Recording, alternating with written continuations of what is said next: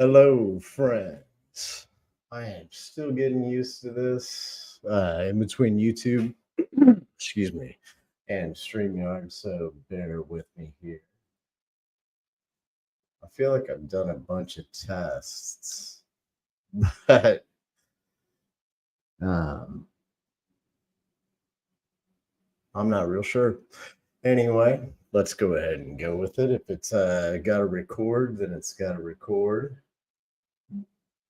Um, let's see here.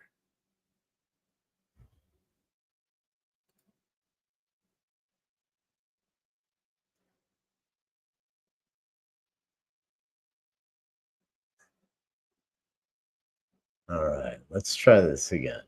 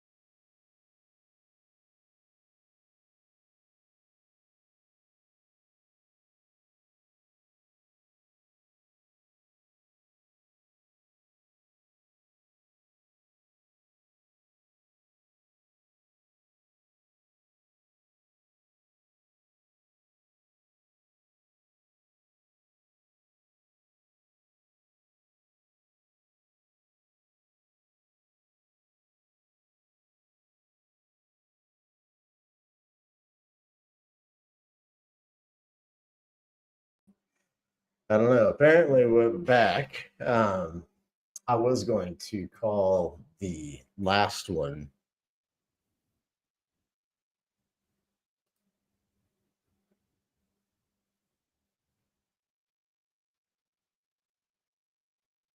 uh, the cough syrup episode, but this one, you know, didn't start out any smoother. But I think I got it now. No. Uh, welcome, friends. How's everybody doing tonight? It is Sunday night, 7:30. December 22nd, just a few days away from Christmas. I hope everybody remembers why we're celebrating it and that it's not just geared around presents or parties. I mean, have your parties and things like that, but be sure to, pick your favorite church, go to the service, and thank the Father for sending his Son, because if that wouldn't have happened, we would all be in some sort of predicament, wouldn't we? If we didn't have salvation. Um, I had to kind of go through and skim the last episode because, like I said, I was on some pretty severe cough medicine and stuff like that. I went over to do laundry at my mom's house. I don't have a washer and dryer in here yet. I'm sure this is rivetingly exciting, but excuse me. Uh, my nephew and one of my nieces each had walking pneumonia, and my immune system's a bit compromised right now, anyhow, due to the fact that I've got liver disease, pancreatitis, and now pancreatic cancer. And I wasn't sure if I mentioned that on the last one. I know that I got it in the description, but I don't think I went much through it. But I will touch on that as well. Um, just as soon as uh, just as soon as I get done explaining the liver disease that I've been dealing with for over 2 years. I think I described in the last one how I hit my knees on the trail at Smithville. I had gone for a run. I'm a runner. That's a cyclist shirt that I got for a bike ride for a kid's cancer. Um, so I'm used to being pretty athletic. But anyway, I've run half marathons and things like that. So I had gone out to Smithville and ran and hit my knees, and I had prayed after 35 years to just get freed from the addiction that I was dealing with. And unbeknownst to me, I had obsessive compulsive disorder as well. And that drove me to start initially, at about 14, 15 years old, drinking on a regular basis just to feel normal. Anyhow, I got up that next morning and God answered me in the form of chronic acute pancreatitis, which, if you've ever had a pancreatitis attack or know anybody that has had one or seen anybody with one, they're incredibly painful. So we started out like that, dealt with that, cut way back. And then COVID hit, started again. And this time dropped a bunch of weight. I ended up losing about 90 pounds in total. Turned yellow, started getting these dots all over my skin and things like that. So that's what you have to look forward to. And keep this in mind too, because I was not aware initially that I had liver disease. Now, I had been checked a couple of times with pancreatitis attacks, and I was told that I just had a bit of a fatty liver, and which couldn't have been more wrong. I was within a few months of dying. So, um, you lose weight incredibly fast, even though you're not trying. Something about the way that your liver processes things, and you just stop. It just melts away. And so, anyhow, that is the way that it started. And I came back up here because I couldn't work anymore. And so I had to give up my apartment down in Texas where my kids are. And I came back up here, moved in with my stepdad. Actually, no, I take that back. That time, it's been a whirlwind. So at that point, I had moved in with a friend of mine and started feeling a little bit better. So, but then got the job I wanted, really wanted with Launch Code, Project Launch Code, and basically helping people out to earn IT certificates, programming certifications to start their career for free. Great organization. Can't say enough good things about them. I was a little upset when I got let go, but I had zero concept of time at the time. So basically, I had been out for months and I had no idea. I thought I had just been at the hospital for a few weeks. So that was pretty strange. But here goes. Here's kind of the rundown of what you have to look forward to. If you're a drinker and you've got any time or you don't have control of it, I mean, if I could advise just about everybody not to drink at all because it does nothing good for you. Um, and generally, if you've got an issue with it and it's not a self medication issue like mine was, um, you're probably running away from something. I know that a lot of times you have it in your head that you're going somewhere that you want to be when you're trying to get away from something that you don't want to experience anymore. So um I got back up here and had another pancreatitis attack. This time went in and I was extremely sick, very yellow. I probably lost about 30 pounds. Like I said, I lost 90 in total. So the first thing you're going to do is you're going to lose a lot of weight. Chances are, if you make it to where I was, you're going to hear over and over again that you're not going to make it through. And that's been the issue. I would like to, not that I want anybody to be in that position by any means, but I would like to counsel somebody if they needed it. That's in the same spot that I was in. Not everybody has God come and basically get them and save them and is born again during all of this. But I was. I was not a person, and I stressed this in the last one. I was not a person that prayed all the time. Um, I just didn't. I had a Bible, but I didn't pick it up. I went through spurts where I had started to explore it a little bit here and there, but knowing what I know now, I didn't know anything. So, anyhow, one of the first things that develops too, along with the start of it, is what's called ascites, and that is fluid retention, mainly in your abdomen, but it goes everywhere. I've got pictures on my Facebook. Let me see here. I'll probably bring up something to show you, but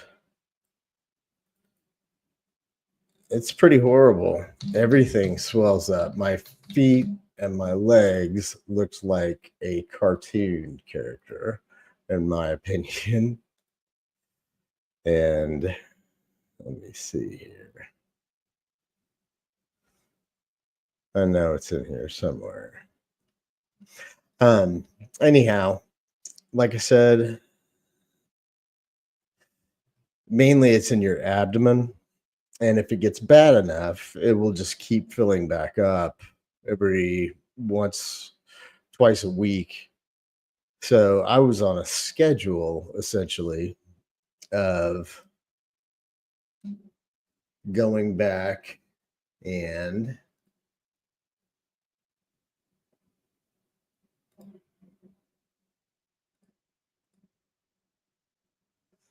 let me see here.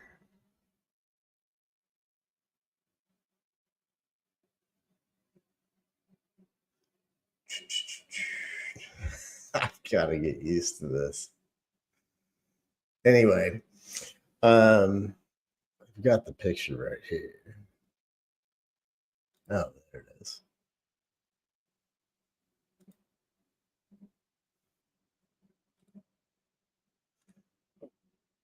That is a picture of my feet. Yeah, it looked like cartoon. For some reason, every time I see it, I'm reminded of Horton Hears a Who. Uh, Big swollen feet. So, and bruising very easily. Um,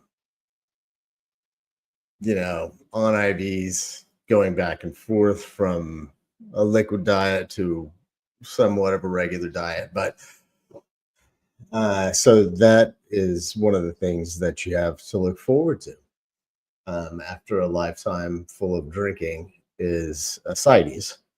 And that's after you've gotten liver disease. That's after, if you make it past the initial detoxification and everything else that goes along with it. So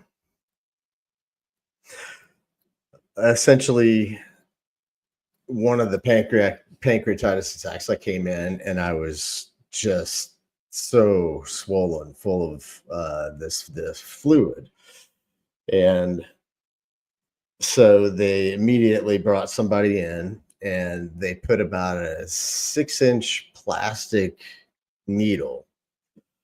It's about that long, and they stick it in the side of your abdomen and hook it up to a pump. And I remember them taking out about 6 or 7 liters. You heard that right, liters of fluid out of my abdomen. I've never felt so much relief in my entire life, and this was right in the middle of a pancreatitis attack too. So essentially, you kind of figure that you can just about deal with anything if you can deal with that. So I got put on a schedule, and a couple times a week I would go in and they would drain my abdomen. And I actually looked forward to it. I stopped at Waldo Pizza several times on my way back home to get one of their famous good pizzas. I've got a cousin who used to work there a long time ago. Um, but yeah, it's just absolutely miserable. I had stretch marks for probably 6 or 8 months after my last ascites bout. But yeah, I went twice a week for, I want to say, about 3 months. And no matter what, go to sleep, wake up about the size of a 9 month old or 9 months pregnant woman. And it is wildly uncomfortable.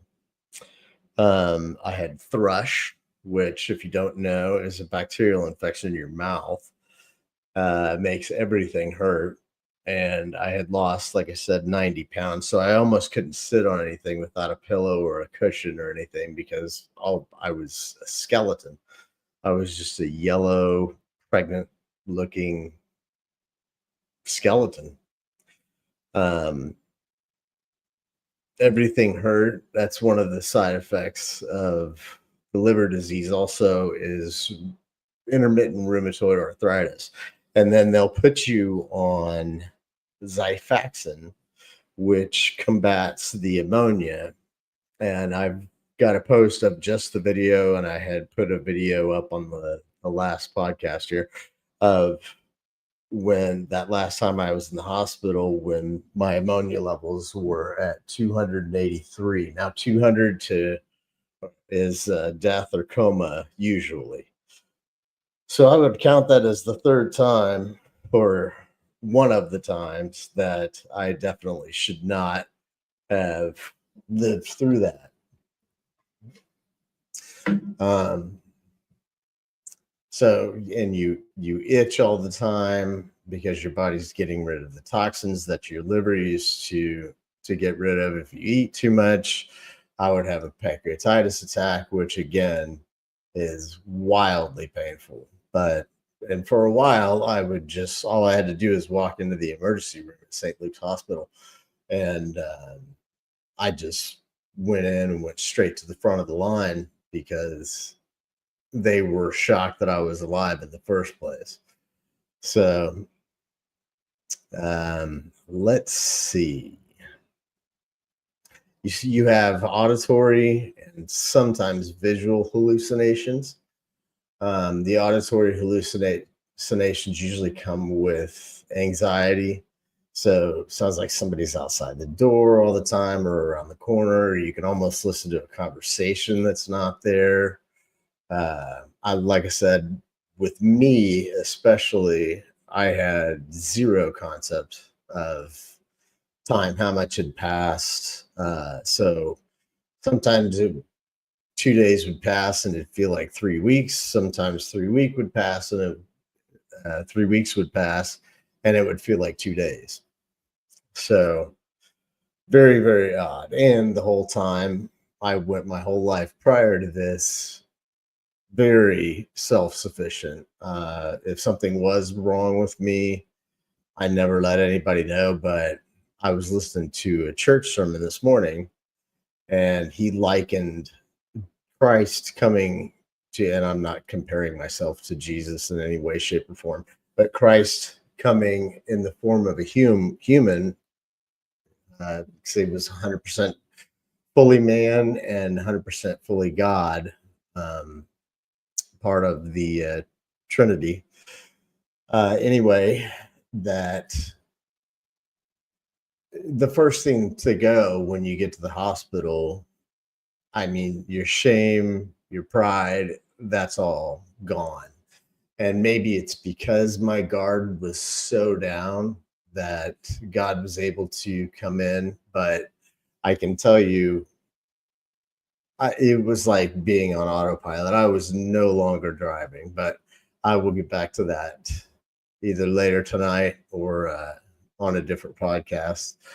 Um, I was initially on, that's how I figured out I needed readers because I was on about 23 medications, and it was unbelievable. And if you ever taken pills, you know how small the type is on there.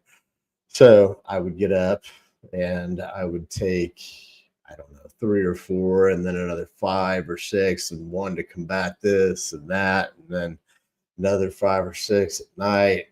It was nuts. And I was in the hospital.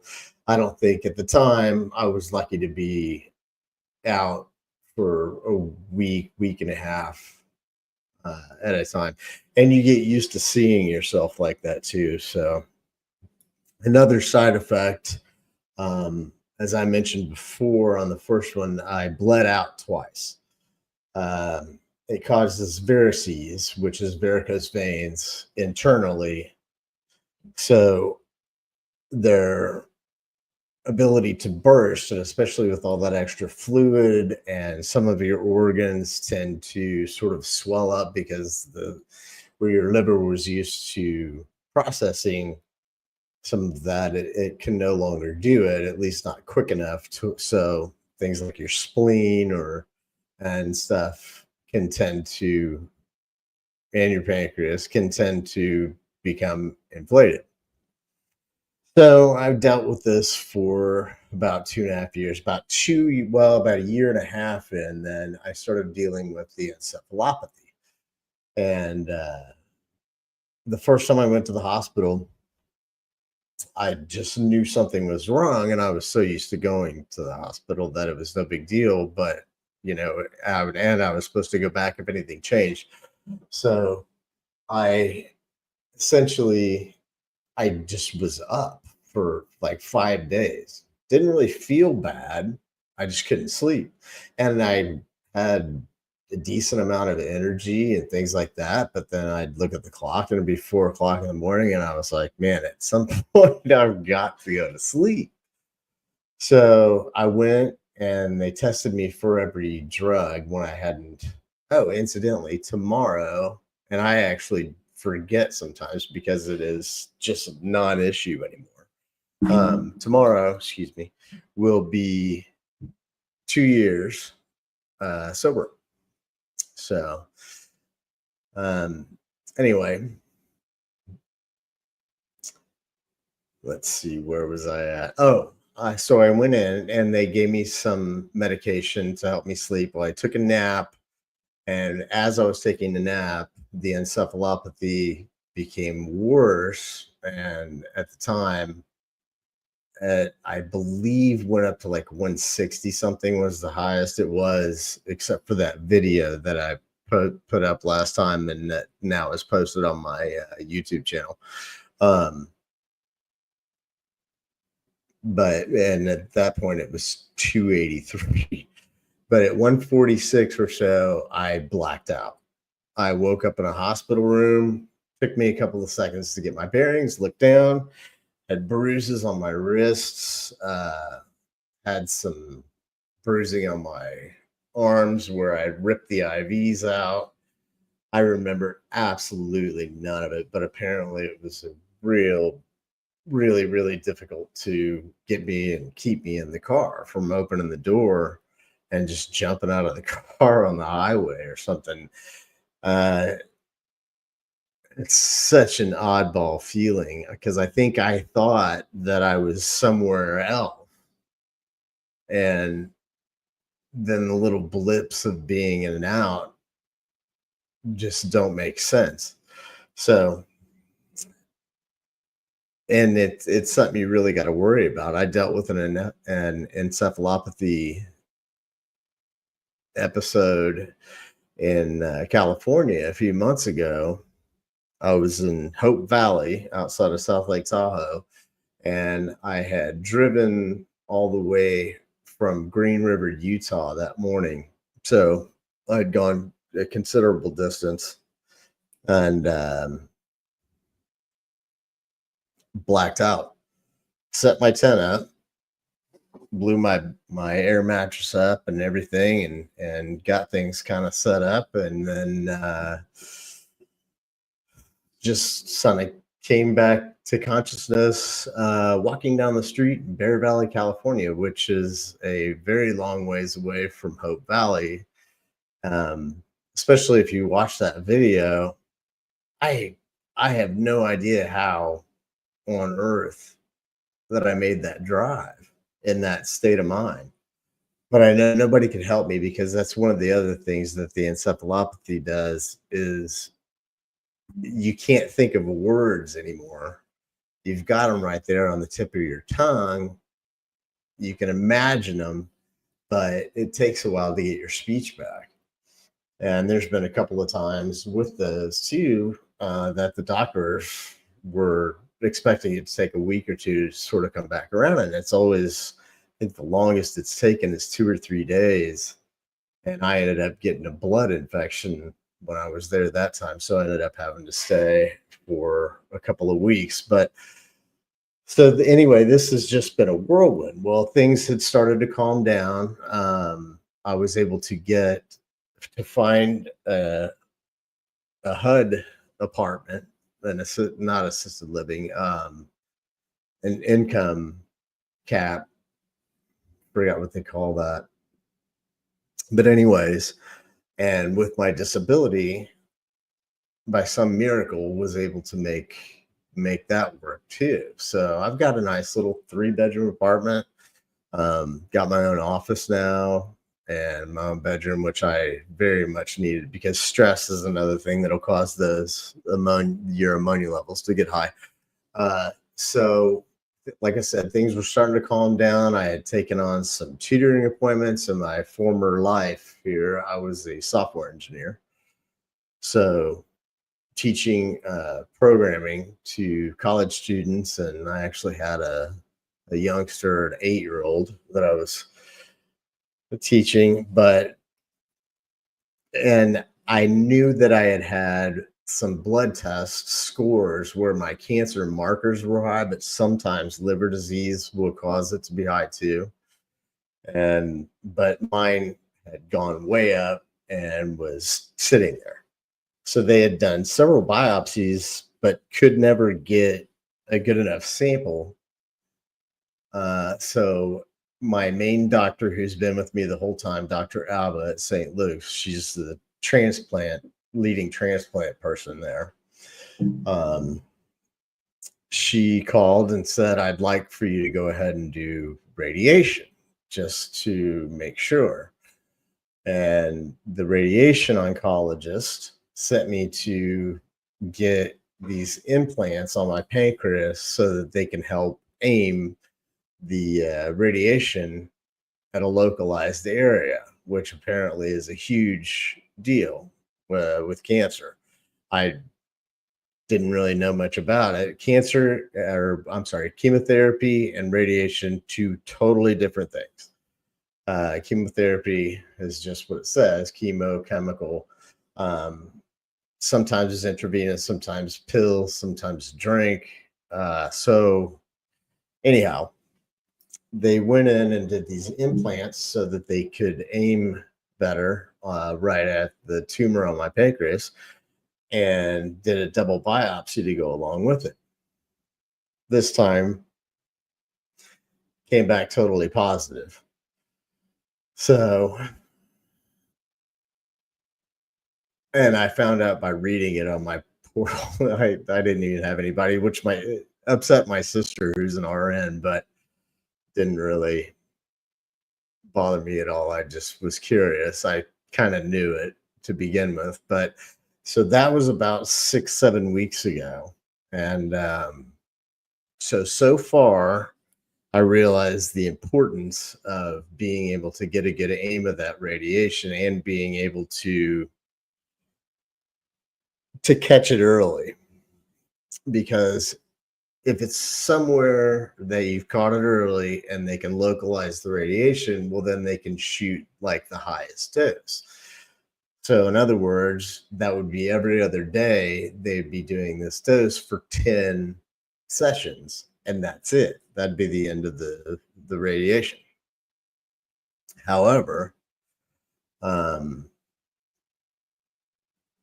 me having the liver disease causes, like I said, causes things to be a little bit swollen anyway. I'm susceptible to an internal bleed anyway. So I'm already behind the eight ball there. And it's just kind of hidden behind stuff. So it looks like I'm going to have to do 23 sessions. And being that this is Christmas week, even though I found out 7 weeks ago, I don't think I'll have my first treatments until next week. I've got the chemotherapy pills in my refrigerator right now. So I'm ready to go there, but I've got to wait until my first actual radiation treatment deal too. So I'm starting both at the same time hopefully within the next week, so that we can start to. I'm dying to know. Well, shouldn't shouldn't say that, but I can't wait to find out if this is going to affect me or not. I've reacted so crazy to everything. I mean, they did not expect that I would still be alive. They thought 2 years was absolute best case, and we're going on 3. Um, so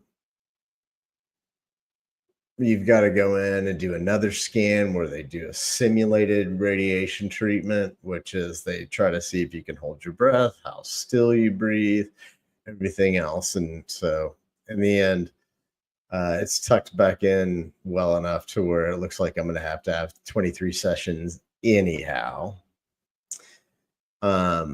I promise we'll get past the illness part of this podcast here. Starting on the next one, I might have a guest on the next one. My friend Heather, old girlfriend from back when I was a teenager, and she had breast cancer. She's been clear for 7 years, and she very much is a Christian as well. So she's my sister in Christ. And I just wanted to make sure that I'm doing at least one of these a week until this gets started. The idea was to kind of show progress throughout these treatments and, get some more targeted podcasting going. Boy, there's plenty to talk about. It almost seems like it's not Democrat or Republican. It's not conservative versus liberal. It's sanity versus insanity. This is just the craziest stuff that I've ever seen in my 50 years. I really don't know. So we'll have to start to break that down as well. But I wanted to kind of get through that, get that up to speed on the illness. So, because I'm going to do some mental health podcasts too. Like I mentioned in the first one, I am a board certified master mental health coach specializing in recovery and addiction, youth coach, mental health coach, and a life coach, all faith based. So, through Light University. And my website is www.thesoultrek.com. And I'm getting ready I'll go ahead and leave a post on here of, I just started a GoFundMe account because there's no way for me not to be able to do nothing else and just rely on disability is not enough. So I was looking for donations. I've got a GoFundMe, and so I will leave a link in the description. And I'm still working on the studio here. It's going to look a lot better when it's done. I've started painting also, So, and I'm working on the website. So check it out. Again, it's www.thesoultrek.com. And I'm sure I'll do a Christmas podcast before Christmas. And beyond that, hey guys, I hope you have a wonderful night. I'm trying to keep these to 30 minutes because I can ramble a lot. This is the first time I've lived alone for a while and been left alone for long periods of time. You get so used to being in the hospital that, I mean, it just doesn't matter anymore. There's somebody in your room constantly, and you're half dressed all the time, and they're always coming in and trying to put a needle. I had one day, I had a nurse in there doing an ultrasound on my kidneys to make sure that we were still clear there. And a girl was trying to start or trying to take blood. I think, yeah, that was it. And she couldn't find a vein. I was kind of veined out for the day, I suppose. And so she was trying to go in through the top of my hand, and she was twisting that thing and turning it backwards. And if you've ever had an ultrasound, you've got to hold really still. And I was just like, I mean, does it get more intrusive than that? Pretty crazy. But I will see you all next week, and I hope everyone has a wonderful and blessed Christmas. Like I said, don't forget the reason for the celebration. Take this time, get to know Jesus. It will only make your life better. There's no downside to it whatsoever. I don't understand everyone's problem with it, especially these days. It's mocked of as the faith is. I don't really want to call it a religion because I'm not a big fan of religion itself either. But I'm very much a Christian and a believer. So anyway, I will talk to everybody here in a few days. And I hope you have a wonderful Sunday evening and a great week. I know the kids are finally out of school till after the New Year's. So, and if you would do me a favor, hit subscribe on here. Just takes a second. Kind of hoping that I can get this up to where I've got some sort of an income stream from it, because I have no idea if this stuff is not going to affect me at all and I can keep on trucking down the road. But I had to drop all of my students. So, because I didn't want to get 3-4 weeks into their semester and then make them change tutors again. So, but yeah, just hit like and subscribe on here, and see if we can't get this channel up and going. All right, guys, have a great evening, and I will talk to you soon.